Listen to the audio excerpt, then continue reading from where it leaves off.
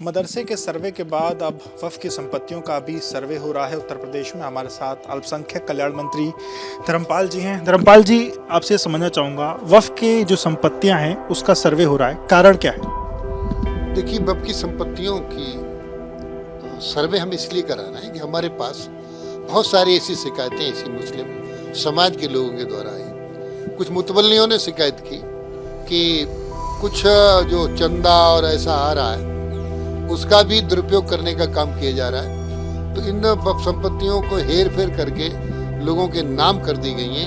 ये वक्फ दो तरीके की होती है। एक वक्फ सीधी होती है जो अल्लाह की संपत्ति है, उसको चेंज नहीं किया जा सकता, उसको किसी को दिया नहीं जा सकता। एक वक्फ अलल औलाद होती है जो इसमें हक उसके औलाद का होता है, तो वो तो एक अलग विषय हो गया। लेकिन ऐसी प्योर संपत्तियों को भी लोगों ने खुर्द करने का काम किया है, हम इसलिए सर्वे कर रहे हैं। सर, ये हमने देखा कि 1989 का जो शासनादेश था वो बदला गया है, वो चेंज हुआ है। तो नया जो शासनादेश है वो क्या कहता है और उसमें चेंजेस क्या हैं? देखिए, कुछ मामले राजस्व रिकॉर्ड में भी लोग शिकायतें आई हैं कि परिवर्तित करा दिया गया है, और राजस्व रिकॉर्ड में कुछ था और कुछ का कुछ दर्ज करा दिया गया है। हम सर्वे इसलिए करा रहे हैं और ये सब चीज़ें हमारे सामने आ जाएंगी तब हम कार्रवाई करेंगे। ये सर देखा जा रहा है कि तकरीबन 1.25 लाख के करीब में, जो चाहे सुन्नी वक्फ बोर्ड की बात की जाए, 8,000 शिया वक्फ बोर्ड के पास उस जो हैं वक्फ की संपत्तियां हैं, उसमें कितनों पे शिकायतें हैं? इसको लेकर के भी कोई डेटा है क्या अभी तक? देखिए, शिकायतें तो काफ़ी पर हैं और हम इसको डेटा भी आपके लिए दे देंगे।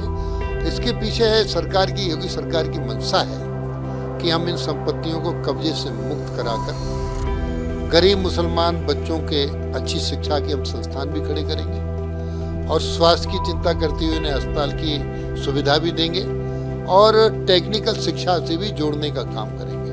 सेंट्रल वक्फ काउंसिल ने भी एक पत्र आप लोग को लिखा है, उस पत्र के क्या मायने हैं और जो आप लोग ये सर्वे करा है क्या दोनों सेम है या कुछ दोनों में? दोनों एक जैसे ही, क्योंकि वक्फ की संपत्तियां संरक्षित और सुरक्षित रहें। ये सेंट्रल का भी, क्योंकि ज़्यादातर काम सेंट्रल से ही वक्फ बोर्ड के होते हैं, तो वो सेंट्रल का जो आदेश है वो भी ठीक है और हमारी मंशा दोनों को लेकर दोनों आदेशों का सम्मान करते हुए काम करने की। ये माना जाए कि ये जो सर्वे है ये इसकी शुरुआत हो चुकी है या आने वाले दिनों में इसकी शुरुआत होगी? कब से इसकी शुरुआत? ये इसकी सर्वे की हम शुरुआत करा चुके हैं और जो मदरसा सर्वे हो रहा है तो इसे किसी ने देखा होगा, जोड़ा होगा। हम इसको पहले आदेश दे चुके हैं और इसको हम कड़ाई से अब ये जो सर्वे, क्योंकि अधिकारी लगभग सब वही हैं, अल्पसंख्यक अधिकारी अभी हमारे मदरसे सर्वे में सारी टीमें हैं, वही बनी है टीमें वो जो अब वहाँ के लिए बनी थी। कुछ लोग और जोड़ेंगे, लेकिन अधिकांश अल्पसंख्यक अधिकारी एक ही होता है जिले में जो मदरसा की सर्वे में लगाया हुआ है। तो सर, इसके लिए क्या डेडलाइन है? कब तक ये पूरा सर्वे कंप्लीट हो जाना है? कब तक क्या चीज़ें निकलेंगी? इसके बाद भी तय कर लेंगे, अभी तो सारी सूचनाएं आ जाएं, फिर गाइडलाइन और डेडलाइन दोनों तय कर देंगे। सर, अगर चीज़ों को लेकर के, क्योंकि ये कहा जा रहा है कई ऐसी वक्फ की संपत्तियां हैं जिस पर बहुत से लोगों ने अपना जो कब्जा है वो कर लिया है, तो क्या उन कब्जों को हटाने की भी बात होगी या कहीं, जिस तरीके से हमने देखा कि बुलडोजर का एक्शन अलग अलग जगहों पर होता है, क्या अगर कहीं ऐसा भी होता तो बुलडोजर एक्शन भी देखने को? देखिए, बुलडोजर के एक्शन की जहाँ बात आती, लोगों को घबराहट है। एकदम सरकार बुलडोजर नहीं चलाती है। यदि कहीं पर अवैध कब्जे हैं तो उनको नोटिस देने का काम किया जाता है, नोटिस के बाद उनका जवाब मांगा जाता है। जब उत्तर ठीक नहीं आता है और सरकारी संपत्ति है, उनने उस पर कब्जा कर रखा है, तो फिर उसको अतिक्रमण को सरकार हटाने के काम करती है और उस अतिक्रमण जो जगह खाली की है वो सार्वजनिक प्रयोग में ही लाई जाती है। सर, इस पर तो राजनीति शुरू हो गई। अखिलेश यादव कह रहे हैं क्या यही एक रास्ता है जो 1 ट्रिलियन इकोनॉमी की तरफ ले जाएगा? उन्होंने इसका विरोध किया है। देखिए, माननीय अखिलेश जी ने विरोध किया तो हमें ठीक लगता है, क्योंकि उनको सपा, बसपा, कांग्रेस, इन तीनों का वोट, मुस्लिम वोट कॉमन है। अब मुसलमान समझ गया है कहाँ अच्छा है क्या बुरा है। देश के यशस्वी प्रधानमंत्री माननीय नरेंद्र मोदी जी ने कहा था, सबका साथ, सबका विकास, सबका विश्वास। उसी आधार को लेकर उत्तर प्रदेश के मुख्यमंत्री श्री माननीय योगी आदित्यनाथ जी मोदी जी के सपनों का उत्तर प्रदेश बने अवेयरनेस काम कर रहे हैं और जो सुविधाएं हिंदू को मिल रही, गरीब को, वही सुविधाएं मुस्लिम गरीब को मिल रही हैं। माननीय मोदी जी ने कहा था कि हम मुस्लिम गरीबों के बच्चों को अच्छी शिक्षा देकर मुख्य धारा से जोड़ने का काम करेंगे। एक हाथ में लैपटॉप होगा तो तो एक हाथ में कुरान होगा, इसकी कोई चिंता नहीं। आदर्श नागरिक बनाकर देश के काम लाने का काम करेंगे। सर, हमने देखा जब मदरसे का सर्वे शुरू हुआ था तो ओवैसी ने ये कहा कि ये मिनी एनआरसी है।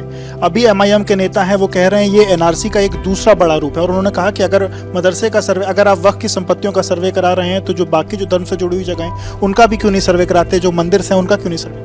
देखिए, सर्वे सबका होता है, मंदिरों का भी सर्वे होता है और काम हो रहा है। ऐसा कुछ नहीं है कि हम ज़्यादातर मंदिरों की ज़मीन होती है, शिकायतें आती हैं तो उस पर सर्वे होता है, उस पर भी कड़ी कार्रवाई होती है।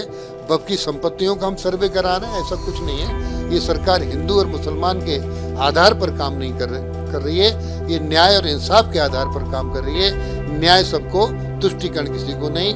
हम वक्फ संपत्तियों पर हम मदरसे भी खड़े करेंगे, वक्फ संपत्तियों पर अच्छे विद्यालय बनाने का काम करेंगे। इन्हें मुख्य धारा से जोड़कर हिंदी, इंग्लिश, गणित, विज्ञान, सामाजिक विषय पढ़ाएंगे, ताकि ये जो लोग विरोध कर रहे हैं ये कभी मदरसे में नहीं पढ़े, इनके बच्चे भी मदरसे में नहीं पढ़ रहे हैं। ये सब कॉन्वेंट के पढ़े लोग हैं, ये नहीं चाहते गरीब मुसलमानों के बच्चों को अच्छी शिक्षा मिले।